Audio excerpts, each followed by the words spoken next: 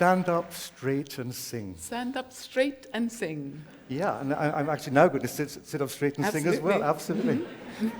It's a very interesting title. Yes. Where did the inspiration come from, and what does it mean to you? The inspiration came exactly from my mother. When I was about sort of brownie age, about sort of 6, 7, or 8, and was going out, even at that time in my life, to sing somewhere, and sort of perhaps slouching a bit onto the stage. My mother didn't think that was very good. So she said, stand up straight there and sing. And so that's the title of the book, Stand Up Straight and Sing. Now, it's clear from reading your memoir that you grew up not only as a member of a close-knit family, yes, but also of a close-knit community. Yes. So what was it like growing up in the Norman household and also in the African-American community in Augusta, Georgia, in the late 1940s, 1950s?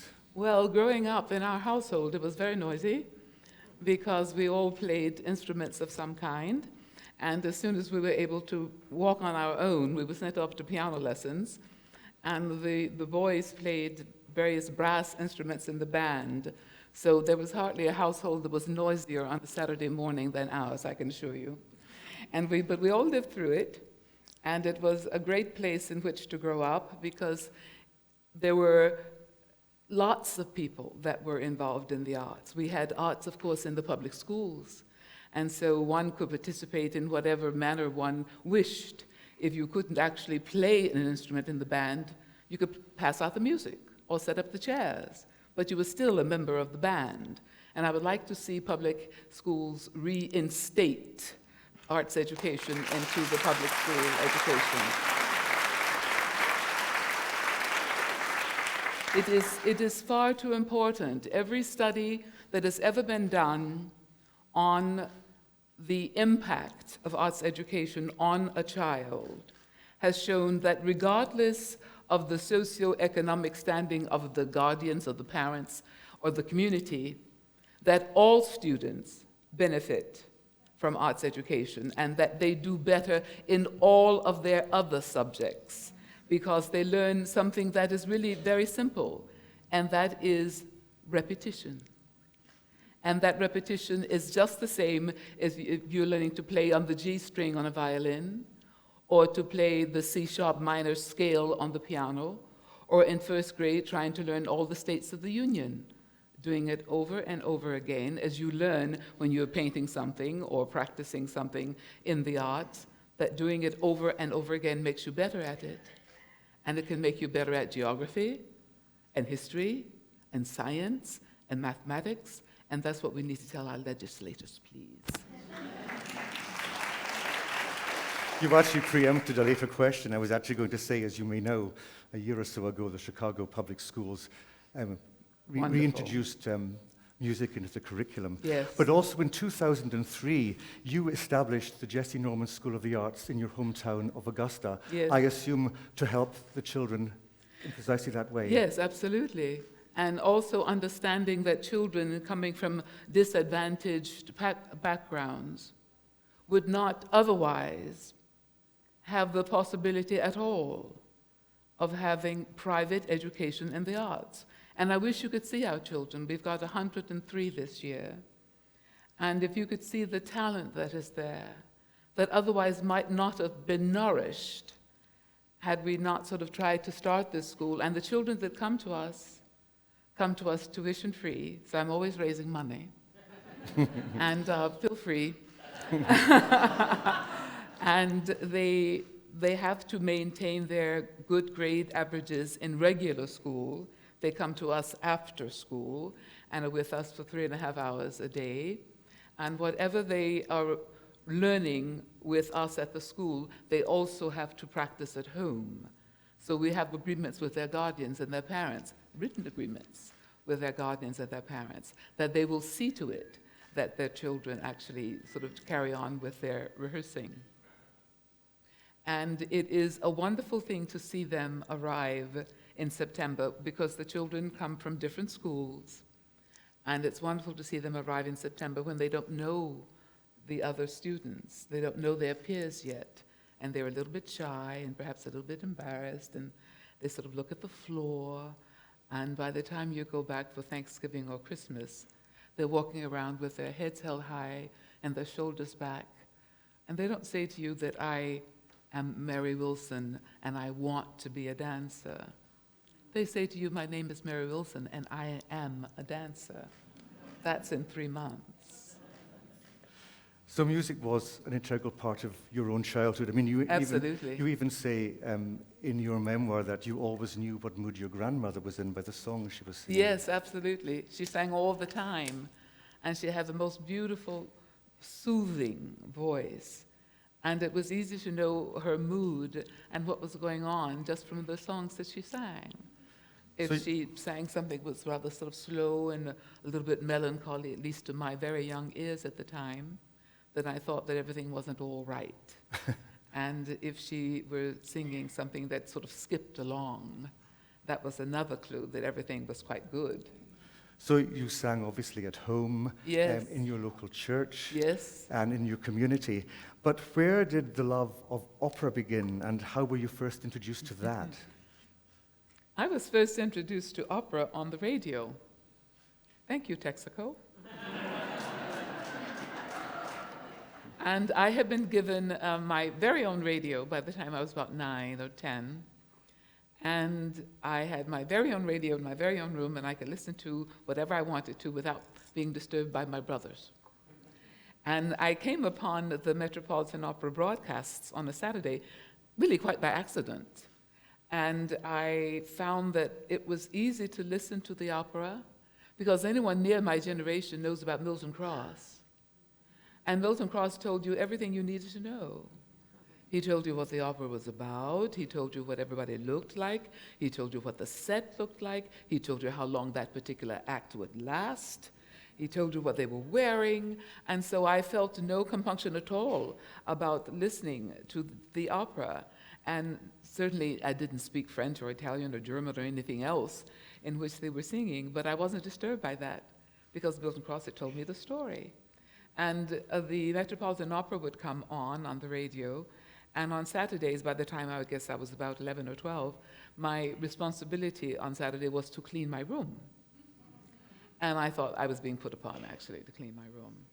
And so my cleaning of my room lasted as long as the opera lasted. And then after the opera came Nat King Cole. So I listened to a lot of different things on the radio, and music became my buddy and my friend. Now, one recurring feature in your memoir is the question of race. Yes. You write vividly about your life in Augusta during the civil rights era. Mm-hmm. How old were you when you first became aware of prejudice and discrimination, and how did this awareness come about? Well, it's very difficult to pinpoint a time. I can only say, certainly before I was even in what we call big school, I was aware that there was meant to be a difference between people and amongst people. And I had an experience of does anybody remember President Eisenhower being a great golfer? And there is a rather distinguished golf course in Augusta, Georgia, and he was there very often. And we knew when he was there because, of course, it was all over the papers. And it was possible to go to the church that he attended on the Sunday and watch him going into church. I mean, it was long before the Secret Service would keep you far away from our leaders. And so it was possible to see him going into the Reed Memorial Church, while at the same time my father would say, now you do understand that this is the leader of our country, but that you would not be welcome in his church. So we would see him going into the church and wave, and he'd wave back to the children, and then we would go to our church. Another thing happened as well. At about the same age, we were going to Philadelphia on the train from Augusta, Georgia, to visit relatives. And we were all dressed up, you know, that's the way people used to travel. And I was wearing my Sunday dress.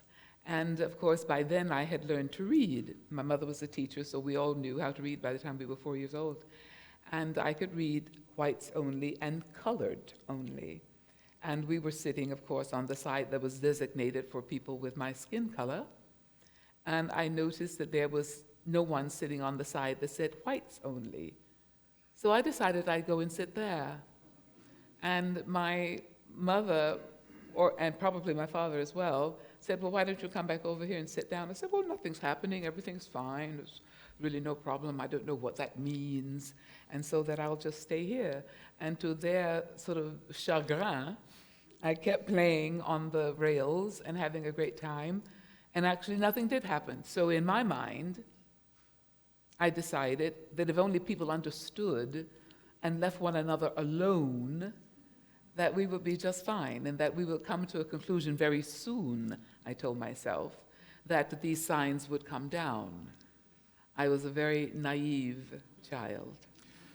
But sadly, as you say, that didn't happen, and as the movement escalated, you were not a bystander. You No, I was certainly not. became very involved. Can you talk a little bit about what you did, particularly with the NAACP? Yes, my parents, of course, were members of the NAACP, and my brother, who's only 4 years older than I, was the president of the youth chapter of the NAACP. By then, he was a freshman, I guess, at Payne College in Augusta, Georgia. And of course, there were sit-ins and marches organized, and we would be given money by the NAACP to go and sit in at these lunch counters and order food. And of course, it was very difficult for a lot of the people that were serving, because they were also African American. They were concerned about our welfare as we were concerned about their losing their jobs. So the whole thing was fraught with tension and distress, but we went ahead because we understood that's what we needed to do. It happened on one occasion that we were picketing in front of a grocery store, a very large grocery store, that was definitely in our neighborhood, in our community, but which would only employ African Americans for menial jobs, even though they were selling to the African American community.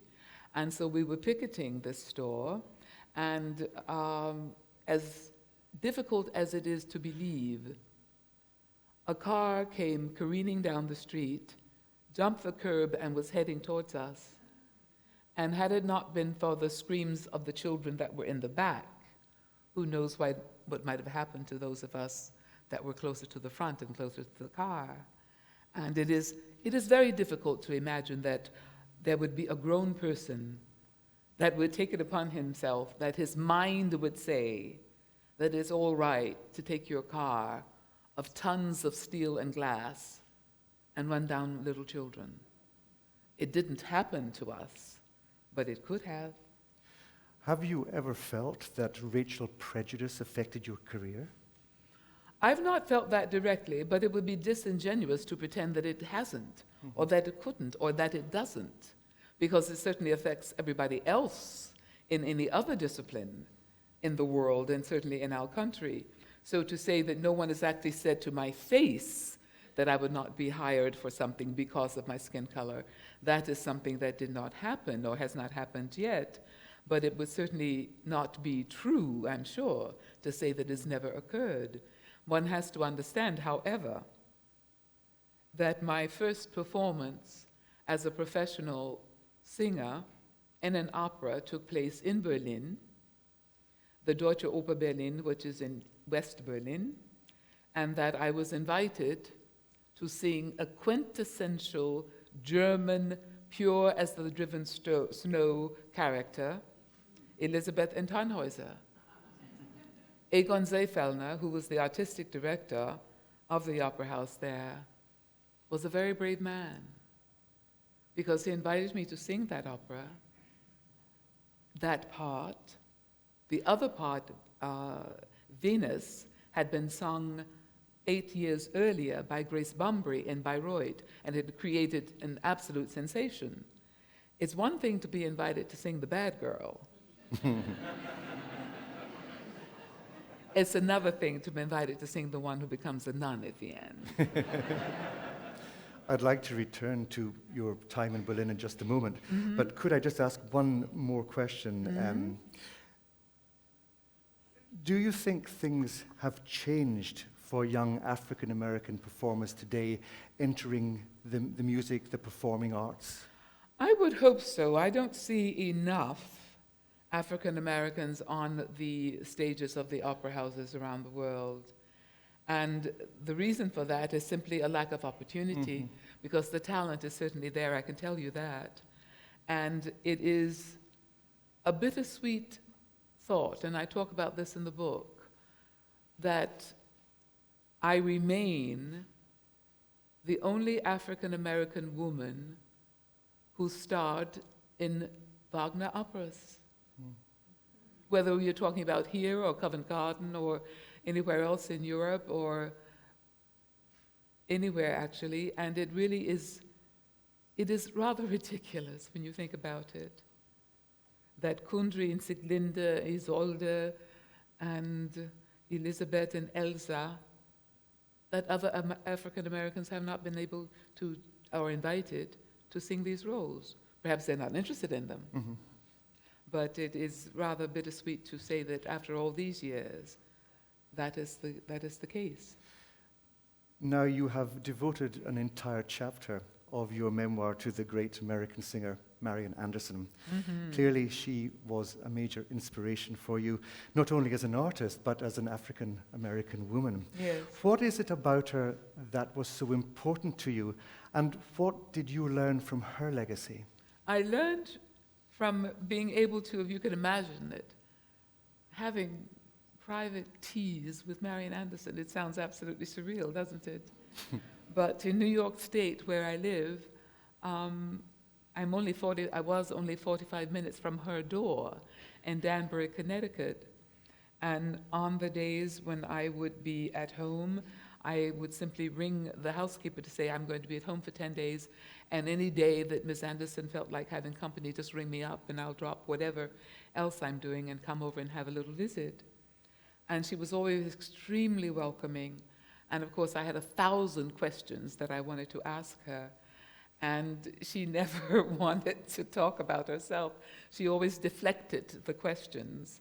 And she would rather ask me what I'd been singing and where I'd been and whether or not I'd been treated well and whether I was still enjoying the singing and all of that, which of course was amazing and would humble me even further in her presence. And the thing that I learned from her was her ability to take her faith and call upon it at every given moment. And on those occasions, which she recalls in her autobiography, My Lord, What a Morning, she tells about not being able to stay in a hotel in the South, or being forced to press her own fabulous performing gowns, not in the basement of the hotel, but outside in the alley. That such a thing could happen to such a person has been something that I have kept in my mind, and it really keeps one grounded and humble and understanding on whose very broad and very strong shoulders one stands. And the majesty and grace with which she lived her life was something that I wish you could all have experienced personally, because it was really quite something. She was of deep faith. She always referred to herself as we, and she didn't mean we being herself and her accompanist, or herself and Robert Shaw or whomever was conducting from her. She meant herself and her creator. And it was a marvelous thing to be able to be in her presence and to just be able to speak with her and to understand that her faith brought her through many a trial and that there was nothing that could shake it. It was really quite wonderful. It was rather, I really consider it as being in the presence of the Dalai Lama, which I experienced only a couple of years ago. But there are certain people on this earth that seem to have a glow, that seem to have an aura around them that is just so peaceful. I felt the same way in having the privilege of meeting Mr. Nelson Mandela. There are people whose spirits are so without tension, and so without any kind of thoughts of revenge or unhappiness at something that has happened to them, because they're so full of love in every instance. That's a great lesson to learn. So it was particularly fitting then that when you competed in the Marian Anderson competition in Philadelphia, although you didn't win that one, No, I sure did. you actually received a scholarship, which then began your serious musical training. Yes. I went to Philadelphia for the Marian Anderson competition, and the age group for the competition was 16 to 30. So now you might imagine there were a few people there that were more experienced than I, considering I wasn't quite 16. But I traveled to Philadelphia with my middle school choir director, Rosa Sanders, and we went and we performed the songs that we rehearsed. And one of my songs, I'm afraid, was a Schubert song in English. And I didn't win a prize, but the sister of Marian Anderson was very, very dear and very kind, and came to me and said, "Now, how old are you really?" And I said, "Well, I'm almost 16. I'll be 16 very soon." And so she said, "Now, after you've finished high school, and perhaps after you've had some vocal training, we'd like you to come back, and we're going to keep an eye on you." And I thought, well, that's all I needed. That was fine. That was wonderful. And it happened that on the way back from Philadelphia, my chaperone, Rosa Sanders, and I both have relatives in Washington, and it was a Friday afternoon, so why not stop in Washington and visit our relatives? But it also turned out that the dean of the School of Music at Howard University had been the dean of students when Rosa Sanders was a student at Payne College. And so she knew him and knew that he was now at Howard University. And so without any prelude at all, we simply called him and said that we were in town and we'd like to come over and see him at the university. And so he invited us to come over. And we spoke for a moment and told him what had happened in Philadelphia and why we were there and all the rest. And he decided that we should go up and speak with the head of the voice department at Howard University. So I thought that sounded like a good idea. So up we went, and it happens that Professor Carolyn Grant was in the middle of teaching a graduate course in vocal anatomy and the respiratory system. And so we stood outside the room until she noticed that there was somebody hanging around outside her door. And she came to us, and Dean Fax explained why we were there, and she beckoned us to enter the room, which we did. And so she announced to the class why we were there and asked me to sing something that I had sung in Philadelphia. And of course, at the time, I wasn't concerned about whether or not I'd warmed up or whether I was ready or whether I had on the right shoes or the right dress or any of that sort of nonsense. And I sang, and she thanked us and asked us to wait outside until the class was over. And as, again, another fairy tale, Professor Grant came out of her room and she said, "Now, I hope that you were doing very well in high school." And I said, "Oh, yes, I'm on the dean's list." And so she said, "Well, your high school transcript will have to bear that out. But when you are done with high school, I would like to teach you at Howard University." And it was truly absurd that by the time Monday morning rolled around, we had already had a call from the dean of the College of Fine Arts, who was Warner Lawson at the time. And of course, the School of Music was within the College of Fine Arts, that he had called to say that they had already checked on my high school transcript and that I would be welcomed at Howard University after high school with a full tuition scholarship. And then you go on to the University of Michigan, where you get your master's. And then a few years after that, you arrive in Berlin in your mid-20s. So you're leaving behind America in a very tense state, and you arrive in probably one of the tensest European capitals at that time. Mm-hmm. Berlin, divided, of course, by the Berlin Wall. You say two very interesting things, I think, in your chapter about your time in Berlin. First was that you felt you grew up as a person in Berlin. Without a doubt. And the other was you experienced a cultural revolution. Yes, I did. Because we know that at the time, Berlin was divided as the country of Germany was divided. And I was working in West Berlin, and there were things in East Berlin that interested me. And so with an American passport, an English passport or French passport, one could travel very easily from one part of Berlin to the other through Checkpoint Charlie. You've all heard about Checkpoint Charlie. And it is amazing that this was not going over an overpass or a bridge or anything else. It was simply walking across the road, walking across one side of Friedrichstraße to the other side of Friedrichstraße. And you were not only in a different country, you were in a different philosophy. You were in a completely different social, political situation.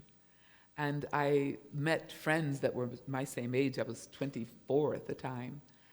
And we became fast friends and visited the wonderful museums in East Berlin. And I saw for the first time German Expressionism.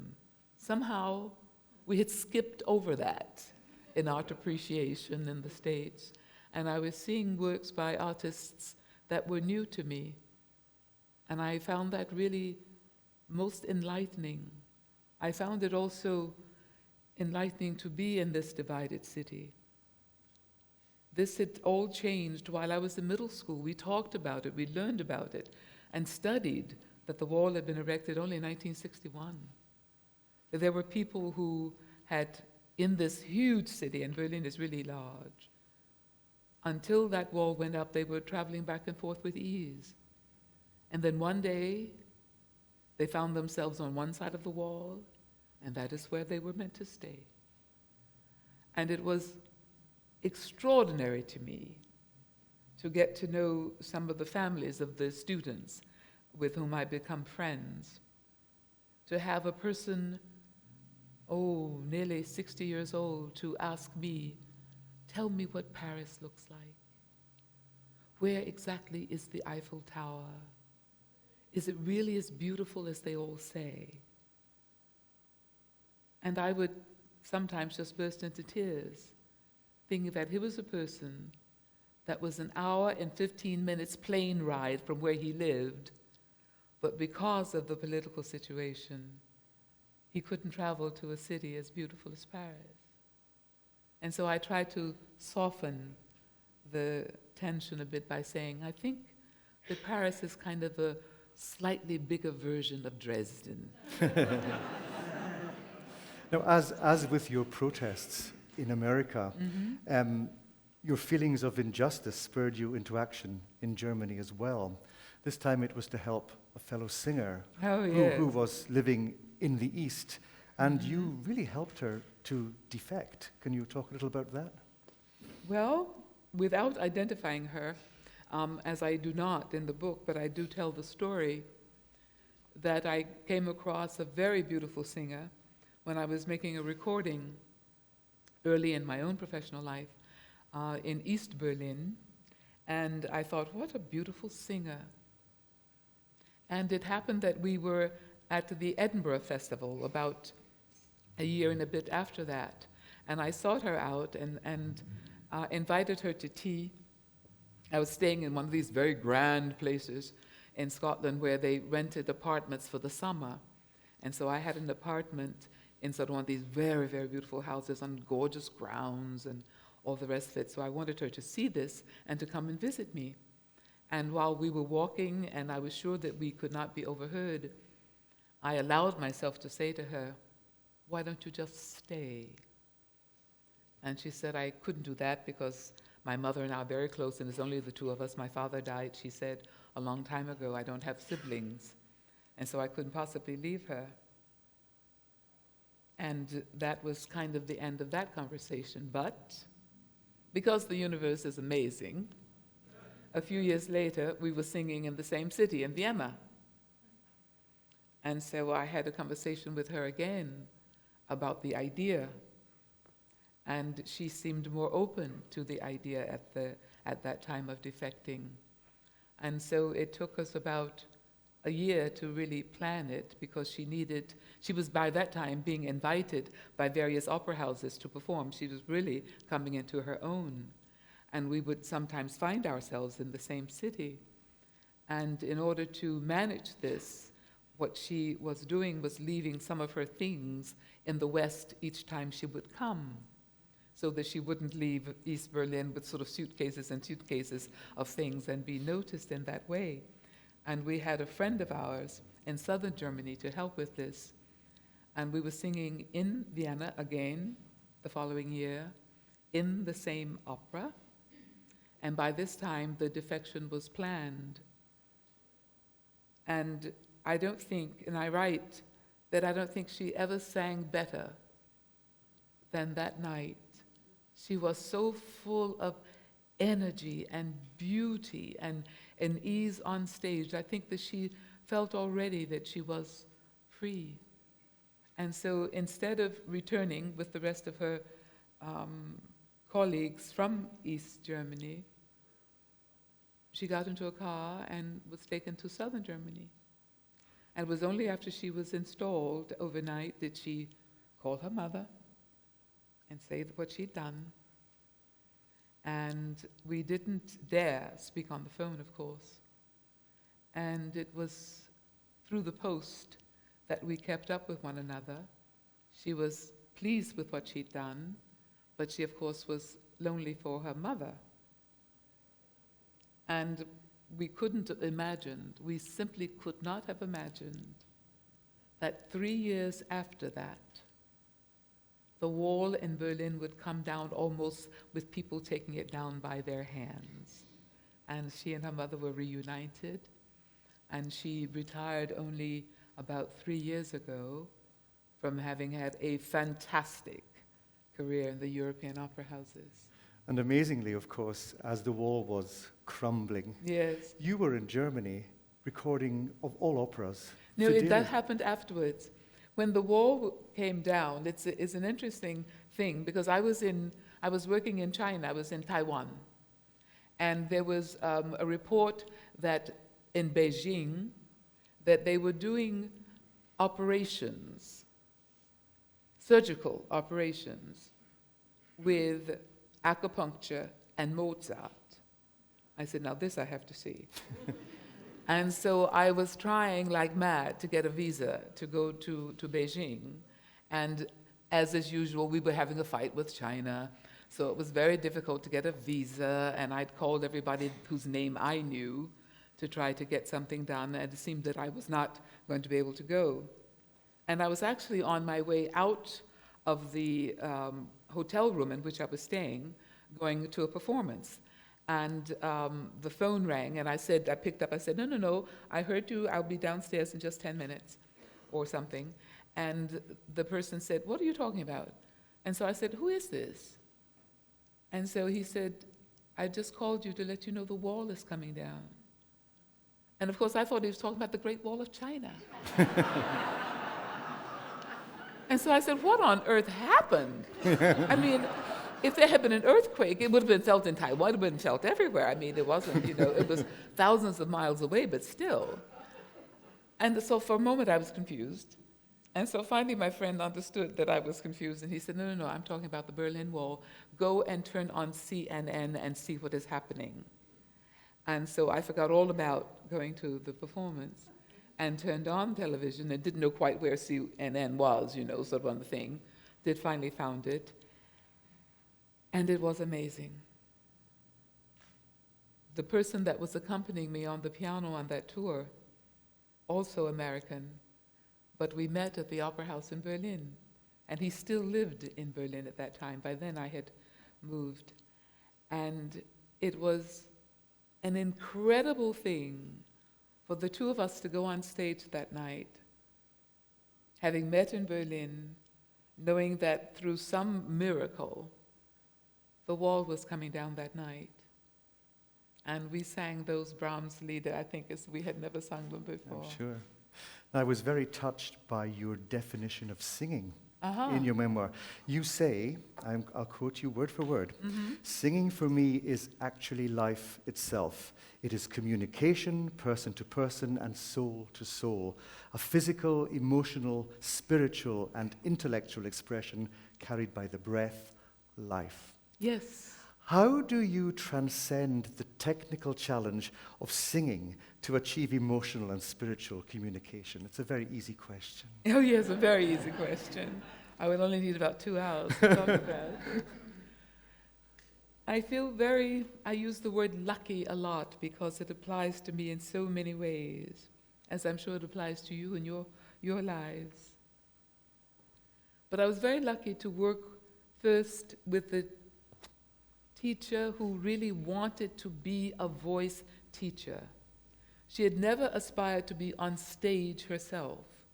What she wanted to do was to help us to understand how the body functions and how the respiratory system actually produces a noise and why, and through what mechanisms within us, so that singing stops being this kind of vague thing that we're hoping is going to be all right on the night, but knowing how the body functions can put the mind at ease, even when you're a bit tired, or you haven't slept very well, or you are simply not feeling sort of like doing a performance that night. But you have to do it because you're a professional, and that is what one is called upon to do.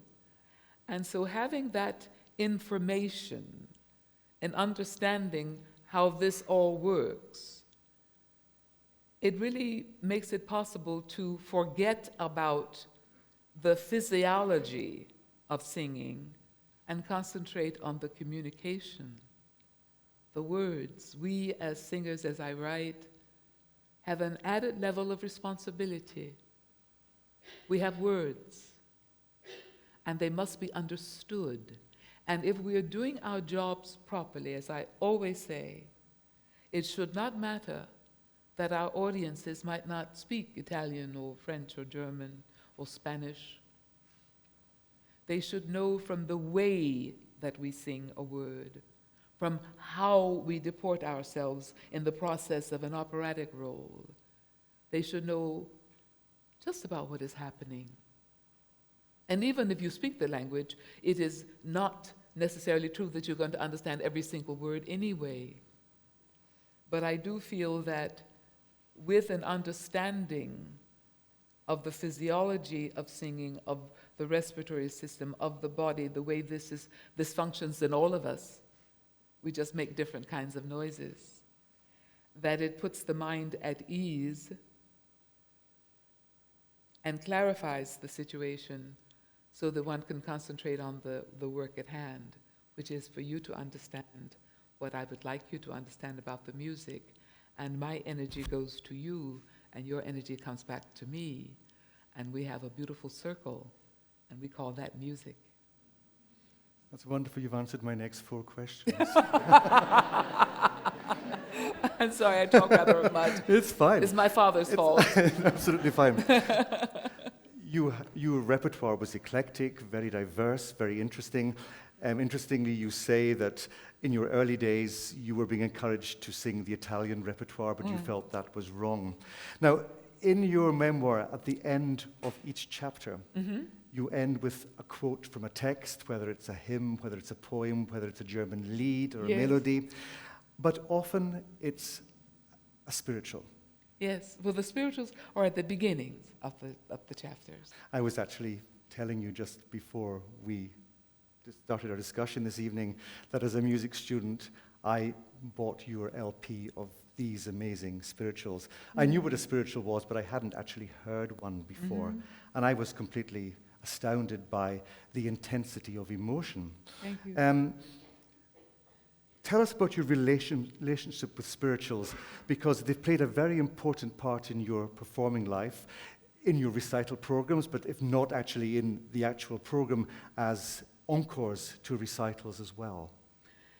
Well, it would be rather ridiculous, considering my heritage, were spirituals not a part of my musical canon.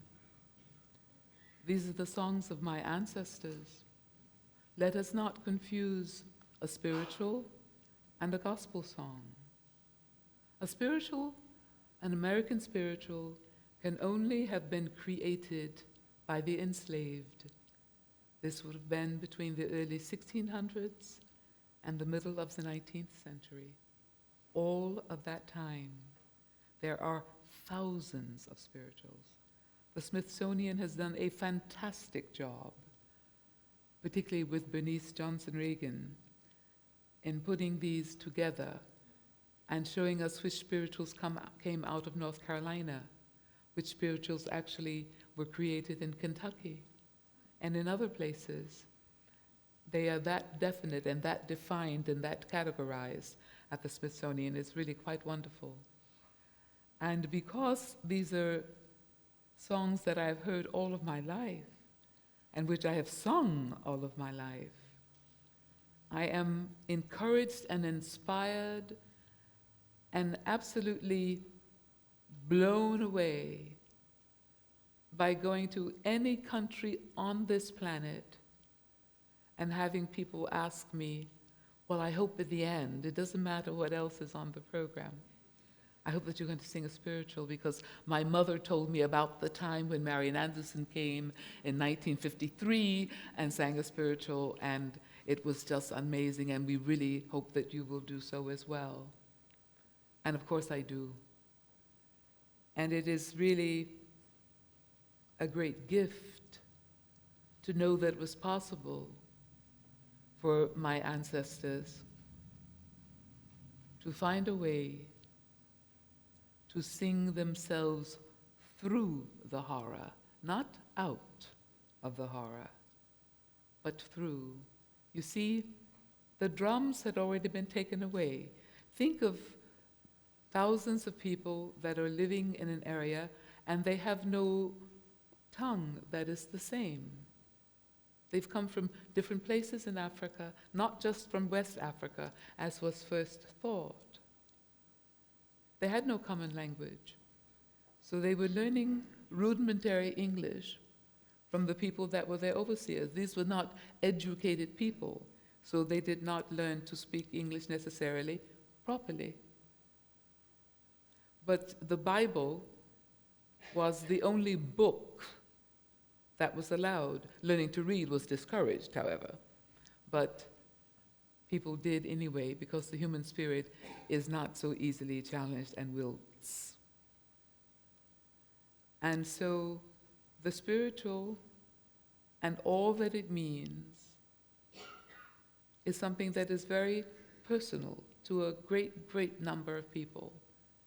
And it is marvelous to be in Norway or in Stockholm or in Regensburg in Germany and have someone come up and say, my grandmother told me about the time that Roland Hayes came to sing. And the last group on his program were spirituals, and he sang a spiritual that my mother learned to sing to me, Steal Away. Do you know that one, Miss Norman? So yes, I know that one. Now, the excerpt from the four last songs and that spiritual are just two of your many, many recordings. Do you find their permanence daunting or rewarding? I don't find any difficulty with a recording. It is simply a recording of that particular moment. And I've come to understand that. I know that a lot of my colleagues say, oh, I can't bear to listen to my performance because it's changed so much, and I do this and I do that now. And I just have to release that because it's there, and there isn't anything one can do about it. But I do accept that it is a document of that particular moment on that particular day. And being me, I probably would have sung it quite differently, sort of 3 hours later. I'm going to change track now. Now, in your book, you're very frank about your working relationships with conductors and directors. Mm-hmm. No names mentioned. What are the qualities No names mentioned. What are the qualities that you seek in both an ideal conductor and an ideal director? An ideal director and an ideal conductor would be a person who is actually interested in a collaboration. It isn't possible,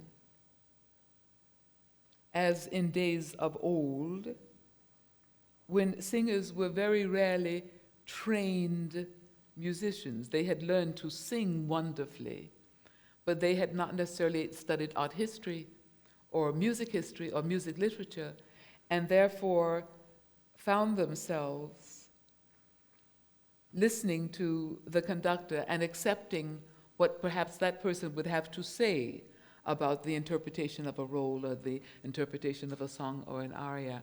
That isn't true these days. We go to conservatories, we go to universities, and we learn as the conductors do. So, and as the directors do. And so an ideal person in either of these positions for me would be one who is able to talk and discuss and to listen, and for us to come to a mutual decision as to how we are going to proceed. I say this so often to my younger colleagues. I was having a conversation the other day with a beautiful coloratura soprano. It is a beautiful voice. You're going to hear lots from her. And she was getting ready to sing the Exultate Jubilate. And she's got, hallelujah, hallelujah. And I said, now what is the tempo that you need in order to sing that particular part? And she said, this is the tempo. I said, now that is what you have to say to the conductor. You've only got 2 rehearsals. You don't have time to learn how quickly he wants to do this. What he has to do is to listen to you. And she said, oh, I couldn't possibly. I said, well, then you're going to be in trouble.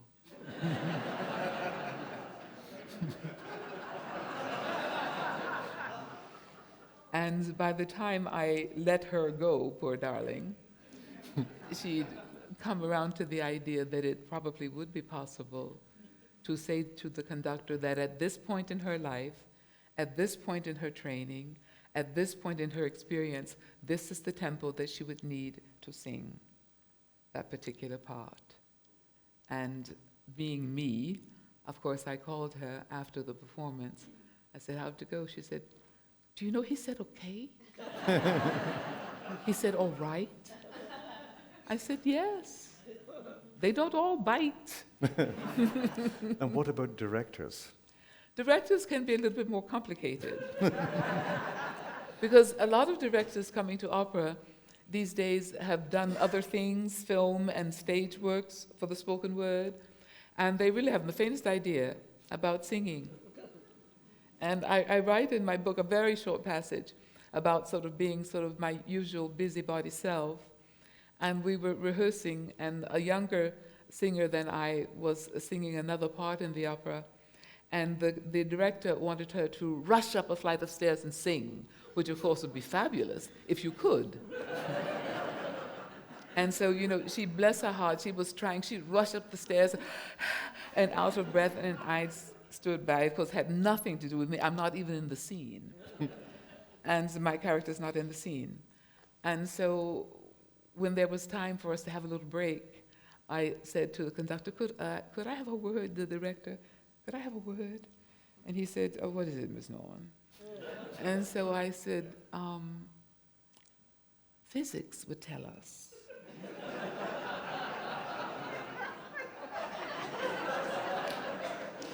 That it is really rather difficult to run up against gravity and have something left in the lungs at the top of it. It is possible to run downstairs and sing, but running upstairs and singing is just a tad more difficult. And if it were possible that she might run up maybe the last 2, and it might give the same effect, except that her lungs would not be empty. and she could possibly do this. She's young, and why not? And he listened thinking, I wish she would leave me alone. But we did try it. And in the end, she sang absolutely beautifully because she was no longer worried about the one part of the opera that was disturbing her, not her voice, not her part, but the action. That, of course, you can imagine it. It would look fantastic, this sort of marvelous sort of character in the opera, sort of rushing up a flight of stairs in a beautiful dress, and she can't wait to see her lover. But, of course, you can't sing. It's a nice thought, but it wasn't working. And to his credit, I have to admit that the director didn't know. He'd never worked with a singer before. He'd only worked in the spoken word theater and in film. So in film, of course, you can rush up the stairs and singing because the singing is coming from a track. But that sort of thing happens, and I've had my own personal moments when I've had to say, that is a wonderful idea. It would be lovely, but it's not possible. And I hope that we will be able to come to a different decision. And did you? Mm-hmm. I always smile when I'm begging. Of your many great achievements, which make you the most proud? Oh, I couldn't possibly choose. I think one of the things that sort of makes me smile widely every time is talking about the school, because I know that it changes the lives of these children and that it will go on changing their lives. We're not at the school trying to grow little Marian Andersons or Yasha Heifetz or Isaac Sterns or any of the other great performers. Our aim is to help to develop whole people. And we know that this is possible through the arts. We know that this is possible from understanding how to interact with other people, how to sing in a choir and not be the loudest person singing, but to blend your voice with someone else's, so that when you're in the workplace, whatever that happens to be later in life, you have learned to share and to be kind and to understand and to interact in a positive way with other people. That is the aim of the school. And if they should become professional performers after that, that's a plus. Sadly, we are running out of time, but there are two more questions that I would like to ask you. Do you have any regrets? I regret that I didn't take the time. I didn't actually have the time, but that I didn't really take the time to learn Russian. There are so many beautiful, beautiful songs in Russian, arias and operas and so on that I would love to do, but I don't sing in a language that I don't speak. And so not having taken the time to learn Russian, I regret that I haven't done it. It doesn't mean that I won't do it, but I regret that I haven't done it thus far. I went so far as to hiring a young student from the Sorbonne whose grandparents were Russian, and he spoke really beautiful Russian. And so I hired him. I was doing a tour in Europe, and I said, well, you come along on the tour. It wasn't sort of within the summer months, so he wasn't obligated to be at university. And within that 2 months, I had time for about 3 hours of lessons.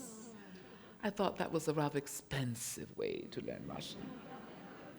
And so he was from Paris. I sent him back home. And I'm afraid that was the end of my Russian studies until now, but who knows?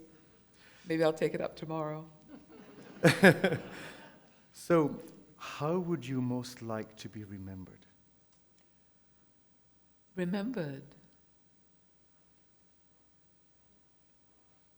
Remembered as being so happy to sing a song, so happy to play a role, so happy that music has imbued and infused my life. And all of that you're saying now, of course, has been the case for so many people that have listened to your performances throughout your distinguished career. Thank you. Ladies and gentlemen, Miss Jessye Norman. Thank you. Thank you. Thank you. Thank you very much.